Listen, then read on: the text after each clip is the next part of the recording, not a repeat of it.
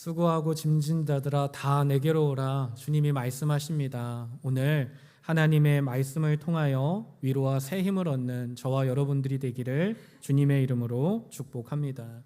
창세기 45장 1절에서 15절 말씀을 가지고 고기맛 입술 아프고도 사랑하는 우리 가족이라는 제목으로 5월 가정의 달 가정에 대한 설교를 마지막으로 함께 나누려고 합니다. 가정의 달, 사랑하는 성도님들은 가정을 생각하면 어떤 기억이 가장 먼저 마음에 와 닿으십니까? 저에게는 방학이 찾아올 때마다 어김없이 떠오르는 조금 서글픈 시골집에 대한 추억이 하나 있습니다. 제 할아버님은 목사님이셨습니다. 손주들을 무척 사랑하셨지만 그 사랑을 표현하는 방식은 어린 제게 너무 엄격하고 때로는 무거웠습니다. 방학이 되면 저와 사촌 형님들, 사촌 누님들은 시골 할아버지 댁으로 교회로 소집되어야 했습니다. 강제 소집이죠. 뛰놀고 싶은 마음이 굴뚝 같았지만 그곳은 정겨운 시골집이 아니었습니다. 오히려 군대보다 더 엄격한 신앙의 훈련소였습니다. 새벽부터 늦게까지 기도와 성경 읽기가 이어집니다. 무엇보다 힘들었던 것은 손주들에게 요구하셨던 금식에 대한 훈련이었습니다. 당시 뛰어놀기 좋아했던 국민학생인 저에게 신앙적인 자원함이 있을 리가 없지요. 남들은, 친구들은 다 뛰어노는 방학에 교회에 갇혀 성경을 읽고 금식을 해야 하는 현실이 너무 답답하고 억울했습니다. 막내였던 저에게 밥을 굽는 것은, 금식하는 것은 그야말로 너무나 힘든 고문과 같은 시간이었습니다. 방학, 어느 무더운 여름날이었습니다. 금식 훈련을 하는데 너무 배가 고파 머릿속에는 온통 통닭 생각뿐이었습니다. 참다 못해 사촌 누님들에게 칭얼거리자 누님들은 제 귀에 대고 조용히 이야기합니다. 용훈아, 정 배가 고프면 네 입술에 있는 마른 껍질을 뜯어 씹어봐. 신기하게 육포 맛이 날 거야. 참 황당하지만 그때는 너무 배가 고파서 정말 입술에 마른 껍질을 뜯어내어 씹어 보았습니다. 육포 맛이 날까요? 전혀 나지 않았습니다. 입술에서는 피가 배어 나왔고 배고픔과 짜증이 폭발하기 직전이 되었습니다. 오후에 가족이 둘러앉아 성경을 읽는 시간에 결국 일이 터지고 말았습니다. 제 차례가 되었을 때 억눌렸던 감정이 폭발합니다. 저는 용감하게 할아버지 눈앞에서 성경책을 한 움큼 집어서 쫙 찢었습니다. 그리고 보란듯이 그 종이를 입에 꾸겨놓고 꾸역꾸역 삼켜 버렸습니다. 방 안의 공기는 사촌 형과 누나들의 그 시선이 아직도 잊혀지지가 않습니다. 그 순간 제가 속으로 바랬던 것은 우리 손주가 얼마나 힘들었을까, 얼마나 배가 고팠으면 그랬을까 하는 따뜻한 이해 한 번이었습니다. 하지만 할아버지는 감히 하나님의 말씀을 찢었다고 제 종아리에 불이 나도록 매서운 회초리를 드셨습니다. 이 추억은 청소년 시절을 지나 어른이 될 때까지 제 마음 한구석에 그늘로 남아 있습니다. 그날 이후로 할아버지 댁은 가기 싫은 불편한 장소가 되었습니다. 더 큰 문제는 신앙에 생긴 오해입니다. 교회에서 사람들이 하나님 아버지라고 부르고 기도하고 간구할 때마다 회초리를 든 할아버지의 모습이 겹쳐 보입니다. 벌을 주시는, 심판하시는 공의의 하나님은 너무나 이해가 잘 되었지만 안아주시는 은혜와 사랑의 하나님, 참 좋으신 하나님은 좀처럼 저의 마음에 와닿지를 않았습니다. 가족 간의 서툰 사랑의 방식이 하나님의 참 모습을 가리는 안개가 되어 버렸습니다. 가족이란 참으로 묘한 것 같습니다. 세상에서 가장 사랑하면서도 반대로 가장 깊고 힘든 흉터를 남기는 자리, 그것이 가정이 아닐까 생각하게 됩니다. 우리는 주일에 교회에 나와서 많은 사람들을 만납니다. 많은 성도님들을 만납니다. 겉으로 볼 때는 다들 평안해 보입니다. 아무런 상처도 문제도 없는 완벽한 평안한 믿음의 가정들처럼 보입니다. 세상의 매스컴이나 SNS를 찾아보아도 마찬가지입니다. 우리의 휴대폰 화면 속에는 온통 다정하고 행복한 가족들의 모습만 넘쳐납니다. 그럴 때면 문득 마음 한구석에 씁쓸하고 외로운 질문이 피어오릅니다. 다른 집들은 다 행복해 보이는데 왜 유독 우리 집만 이 모양일까? 우리는 우리 가족이 가진 아픔과 허물을 감추려고 합니다. 집안에 있는 눈물, 상처, 흉터를 어떻게든 숨기고 밖으로 나갈 때는 화목함이라는 예쁜 가면을 쓰고 싶어 합니다. 가족이 준 상처로 밤마다 눈물을 흘리면서도 낮에는 사람들을 만날 때는 우리 집은 행복해, 우리 집은 평안해, 우리 집은 꽤 괜찮아, 예쁜 액자를 보여주기 위해 안간힘을 씁니다. 그러나 오늘 우리는 하나님의 말씀과 진실하게 정직하게 마주해야 합니다. 성경에 나오는 많은 믿음의 가정들을 살펴보십시오. 그 가정들을 보면 완벽하지 않습니다. 모두에게 숨기고 싶은 치명적인 가정의 아픔, 가정의 눈물, 상처와 흉터가 있습니다. 오늘 우리가 함께 나눈 본문 속 요셉의 가정도 예외가 아닙니다. 겉으로 볼 때는 믿음의 가문, 이스라엘의 조상이라는 영광스러운 가정 같지만 속을 들여다보십시오. 속을 들여다보면 어떻습니까? 편애와 시기, 배신이 뒤엉킨 심각하게 아픈 병들어 있는 가정이었습니다. 심지어 형들은 동생 요셉을 미워합니다. 그냥 미워한 것이 아니죠. 죽일 만큼 미워합니다. 거기서 멈추지 않고 끝내 노예 상인들에게 자신의 동생을 은 20개를 팔고 팔아 넘깁니다. 가장 안전한 울타리가 되어야 될 가정이 핏줄이 형제들이 17살 된 동생을 차가운 노예 시장에 물건처럼 내다 버립니다. 하나님의 말씀은 믿음의 가정들을 미워하지 않습니다. 있는 그대로 상처와 미움으로 오해로 얼룩진 그 민낯을 있는 그대로 보여주고 있습니다. 왜 그럴까요? 이 세상에는 흠없는 완벽한 가정은 단 하나도 없기 때문입니다.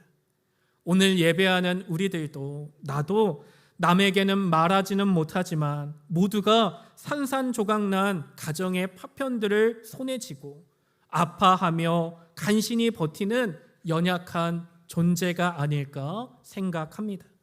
그런데 하나님의 말씀은 거기서 끝나지 않습니다. 하나님의 말씀은 그 깨어진 가정들, 아픈 가정들, 상처와 오해와 미움으로 뒤엉킨 그 가정들을 하나님이 만지십니다. 하나님의 계획 안에서 어떻게 회복되는지, 하나 되는지 보여줍니다. 오늘 우리는 하나님의 말씀을 통해서 요셉의 가정에 깨어진 조각들이 기적처럼 하나님 안에서 맞춰지는 과정을 살펴보고 하나님의 방법들을 나누고 가정을 위해 기도할 수 있는 은혜의 시간이 되기를 원합니다. 첫 번째는 가짜 화목의 우상을 깨고 아픈 현실을 정직하게 대면해야 한다는 것입니다. 우리는 가정의 현실을 정직하게 대면할 수 있어야 합니다. 오늘 말씀 1절을 보십시오. 이집트의 국무총리가 된 요셉이 자신을 팔아넘긴 형들을 권력자의 자리에서 내려다보게 됩니다. 완벽한 복수를 할 수 있는 칼자루가 요셉 손에 쥐어지게 됩니다. 하지만 요셉은 복수의 칼을 뽑는 대신에 거대한 통곡을 쏟아냅니다. 밀려오는 감정 속에서 요셉은 이집트의 시종들을 물러가라고 명합니다. 왜 사람들을 내보냈을까요? 가족의 형들의 추악한 과거가 세상에 폭로되지 않도록 덮어주기 위함이었습니다. 원수를 갚을 수 있는 권세의 자리에 있었지만 오히려 형들의 죄악을 덮어주고 안전하게 대화할 수 있는 화해의 공간을 피해자 요셉이 먼저 만들어냅니다. 모두가 물러가고 2절에서 요셉은 큰 소리로 통곡합니다. 그 소리가 얼마나 큰지 왕의 궁전에까지 들렸다고 합니다. 10년이 넘는 모진 시간 동안 아무에게도 말하지 못하는 가족으로 인한 상처, 아픔, 억울함, 서러움이 한순간에 통곡으로 눈물로 터져 나옵니다. 사랑하는 성도 여러분, 그렇습니다. 사람에게 이야기하면 탈이 나죠. 우리는 하나님 앞에 나와 우리들의 문제를, 우리의 가정을 있는 그대로 내어드릴 수 있어야 합니다. 괜찮은 척 하는 것이 아니라, 화목한 척 하는 것이 아니라 진실로 하나님 앞에 우리의 마음을, 우리의 가정을, 우리의 부모, 형제, 우리들의 자녀들의 문제를 있는 그대로 진실하게, 솔직하게 내어놓을 수 있는 은혜가, 믿음이 우리들에게 있기를 주님의 이름으로 축복합니다. 진정한 치유는 덮어두었던 가면을 벗어 던져야 시작됩니다. 갈등이 생기면 무조건 참고 덮는다고, 피한다고 화목해지지 않습니다. 하지만 속은 골마서 터지고 냄새가 나고 아픈데 평안한 척 하면 오히려 더 큰 문제와 오해가 반복될 뿐입니다. 우리 안에 있는 상처, 눈물, 오해를 하나님 앞에서 있는 그대로 정직하게 대면해야 합니다. 아프면 아프다고 십자가 앞에 나와서 정직한 눈물을 쏟아내는 하나님의 사람들이 되시기를 주님의 이름으로 축복합니다. 성령 강림 주일, 성령님께서 우리들의 마음을 조명하여 주셔서 우리의 가정을 비춰주셔서 우리가 기도해야 될 것, 주님 앞에 내어드려야 될 것들이 깨달아지고 엎드려 기도할 수 있는 은혜가 있기를 주님의 이름으로 축복합니다. 두 번째는 인간의 잘못 너머에 있는 하나님의 크신 계획을 바라봐야 한다는 것입니다. 우리는 하나님의 크신 계획을 신뢰할 수 있어야 합니다. 5절 말씀, 요셉의 신앙 고백입니다. 이 말씀은 너무나 중요합니다. 요셉은 고백합니다. 당신들이 나를 이곳에 팔았다고 해서 근심하지 마소서. 하나님이 생명을 구원하시려고 나를 먼저 보내셨나이다. 요셉은 형들의 죄를 가볍게 덮지 않았습니다. 오히려 분명하게 이야기합니다. 당신들이 나를 팔았습니다. 당신들의 잘못은 영원히 지워지지 않습니다. 그들의 잘못을 명확하게 이야기합니다. 그러나 요셉의 시선은 형들의 악한 행동에만 머물러 있지 않았습니다. 상처와 아픔과 오해의 과거에 매몰되어 있지 않았습니다. 모든 것을 합력하여 선을 바꾸시는 하나님의 인도하심, 하나님의 주권, 나의 하나님을 바라보고 있었습니다. 당시 요셉이 사는 시대를 보면 극심한 흉년으로 모두가 굶어 죽어야 되는 절망적인 상황이었습니다. 그런데 7절과 8절을 보십시오. 하나님의 반전이 일어납니다. 이 거대한 문제 앞에서, 이 거대한 재앙 속에서 하나님은 하나님의 백성들을 살려내기 위해 요셉을 먼저 이집트로 보내셨다고 합니다. 나를 이리로 보낸 이는 당신들이 아니요 하나님이시라. 여기에 우리는 우리의 인생을 바꿀 중요한 진리를 발견하게 됩니다. 상처를 바라보면 원망이 남지만 하나님의 계획을 바라보면 사명이 남게 되는 줄 믿습니다. 사람을 바라보면 원망이 남지만 하나님을 바라보면 사명이 회복되는 줄 믿습니다. 오늘 우리는 나에게 상처 준 사람을 너무 깊이 생각하거나 묵상하거나 반복하고 있지는 않으십니까? 이제는 우리의 믿음의 눈을 들어 하나님을 바라볼 수 있는 은혜가 있기를 주님의 이름으로 축복합니다. 믿었던 가족, 믿었던 형제가 나를 팔아넘긴 그 아픈 상처를 생각하면 매일매일 하루하루가 분노의 지옥이 됩니다. 하지만 그 상처 속에서도, 배신 속에서도 나를 만지시는, 나를 지키시는 하나님의 섭리를 믿을 때 나의 아픔이, 나의 흉터가 누군가를 살리는 사명이 되는 줄 믿습니다. 가족의 이기적인 마음조차, 가족들의 실수와 아픔조차 결국 선하게 사용하시는 하나님, 이 하나님을 신뢰할 수 있는, 하나님의 계획을 바라볼 수 있는 은혜가 우리들에게 있기를, 저와 여러분에게 있기를 주님의 이름으로 축복합니다. 마지막 세 번째는 십자가의 예수님을 묵상해야 한다는 것입니다. 9절부터 11절을 보면 요셉은 기근에 빠진 가족을 살릴 구체적인 약속을 이야기합니다. 가장 비옥한 고센 땅을 정착지로 내어주고 남은 5년의 흉년 동안 자신이 가족들의 든든한 방패가 되어주겠다고 선언합니다. 그리고 이어지는 14절과 15절 말씀을 보면 감동적인 장면이 이어집니다. 요셉은 친동생 베냐민을 끌어안고 울죠. 거기서 끝나는 것이 아니라 자기를 팔아 넘겼던 형들에게 다가가 한 사람씩 목을 안고 입을 맞추고 눈물을 흘립니다. 그리고 그 따뜻한 포옹을 받고 나서야 비로소 형들은 안심하고 대화를 시작합니다. 이 말씀이 짧으니까 별거 아닌 것 같지만 한번 생각해 보십시오. 가정 안에 도저히 해결되지 않을 것 같은 미움과 저주의 사슬이, 서로를 지독하게 미워하고 싫어했던 그 관계의 사슬이 마침내 끊어지는 순간입니다. 요셉이 먼저 다가가 눈물로 형제들을 품어줄 때 형들을 짓누르던 죄책감의 자물쇠가 풀려 버립니다. 진정한 용서는 논리로 하는 것이 아닙니다. 내가 먼저 얼마나 큰 사랑을 받았는지 깨달을 때 가슴에서 흘러나오게 되는 줄 믿습니다. 우리는 원수를 안아주는 요셉의 모습을 통해서 참된 형제 되시는 나의 주님 예수 그리스도를 바라보게 됩니다. 나는 어떻습니까? 나의 욕심에 눈이 멀어 예수님을 십자가에 못 박은 존재, 그게 바로 나입니다. 우리들입니다.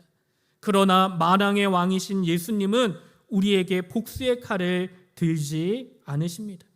오히려 십자가의 흉터에서 흘러나오는 그 보혈, 주님의 피로 우리를 살리신 줄 믿습니다. 사랑하는 성도 여러분, 가족을 품어낼 수 있는 힘은 나의 훌륭한 인격에서 절대로 나오지 않습니다. 예수님께 거저받은 십자가의 사랑, 십자가의 은혜가 나의 영혼과 존재를 뒤덮을 때 우리는 비로소 나를 찌른 가족을 안아줄 용기가 생겨나게 되는 줄 믿습니다. 오늘 이 시간 함께 기도합시다. 주님, 주님께 거저받은 십자가의 사랑이 나의 존재를 덮어주십시오. 주님의 십자가의 사랑으로 충만하기를 원합니다. 사랑하는 성도 여러분, 이제 하나님의 말씀을 마무리하려고 합니다. 마무리하면서 우리가 매일 실천해야 될 행동 지침 하나를 나누고자 합니다. 그것은 바로 인생의 질문을 바꾸는 것입니다. 우리는 가정 안에서 상처를 받을 때마다 늘 사람을 생각하고 질문합니다.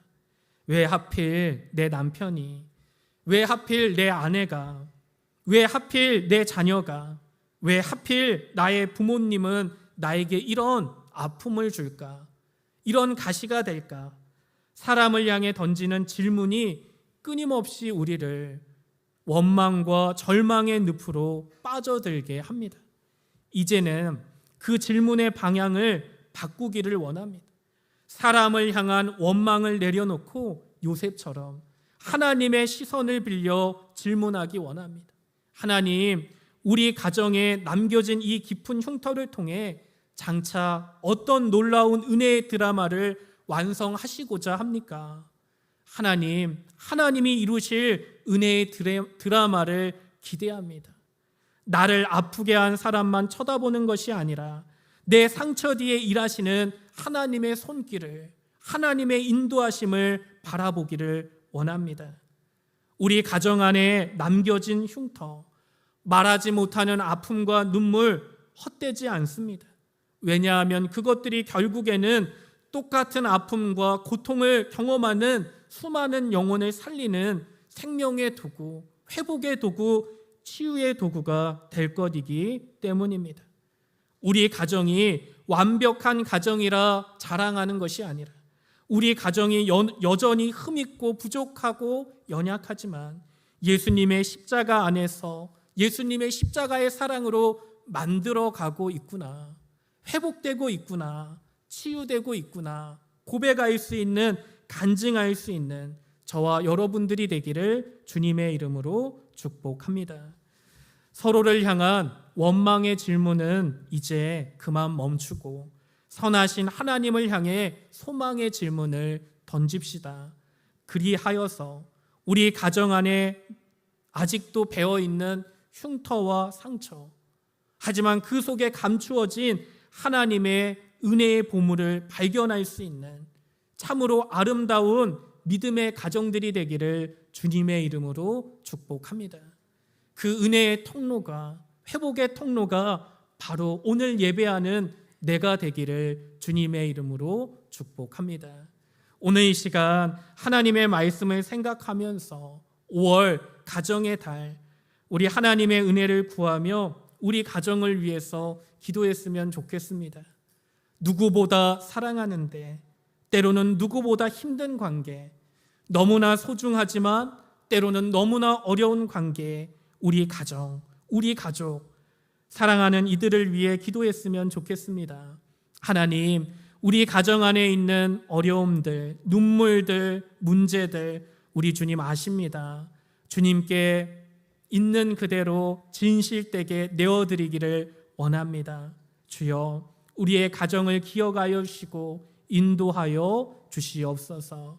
오늘 하나님의 말씀을 기억하면서 잠시 기도하며 나아가도록 합시다. 기도하겠습니다. 사랑과 은혜가 풍성하신 하나님, 이 시간 하나님의 말씀을 기억하며 함께 기도하며 나아가기 원합니다.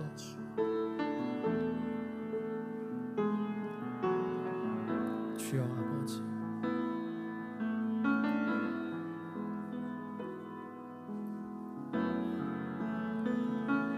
우리가 우리의 가정을 위해서 주님 앞에 겸손하게 엎드려 기도하기 원합니다. 부모님과 자녀들의 관계, 부부간의 관계, 형제들과의 관계, 말하지 못하는 우리 가정 안에 있는 많은 일들과 눈물들 주님께 내어드립니다. 주님이 이루실 일들을 기대합니다.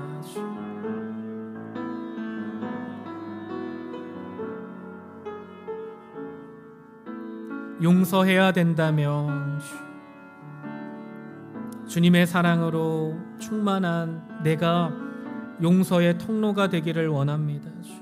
기도해야 된다면 제가 기도의 통로가 되기를 원합니다. 원망과 불평과 저주의 사슬을 끊어버리고 우리의 가정을 살리는, 하나 되게 하는 회복의 도구가 내가 되기를 원합니다. 사랑하는 나의 가족, 부모님과 형제들, 사랑하는 배우자, 사랑하는 자녀들을 주님께 내어드립니다. 주님 은혜 내려주소서. 주님 은혜 내려주소서.